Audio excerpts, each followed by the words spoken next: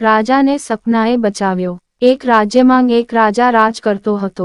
કેટલાક દુશ્મનોએ રાજાને મારવાનું કાવતરું કર્યું। રાજા સૂતા હતા ત્યાં છરો લઈ પહોંચી ગયા અને રાજાના કમરાની બહાર સંકોચાઈને સંતાઈને બેસી ગયા। બરાબર ત્યારે જ રાજાને સપનું આવ્યું। એણે સપનામાં એક બતક જોયું। બતક શરીર સંકોચીને પાણીમાં બેઠું હતું। રાજા ઊંઘમાં જ બોલ્યો, કુક્કડ મુક્કડ બેઠા છે। ખૂનીઓ ચમકી ગયા કે રાજા જાણી ગયો છે કે તેઓ બહાર બેઠા છે। ખૂનીઓ સાવચેતીથી કમરામાં જવા જમીન ખોદવા લાગ્યા। બરાબર ત્યારે જ રાજાએ સપનામાં કૂતરું જોયું જે જમીન ખોદતું હતું।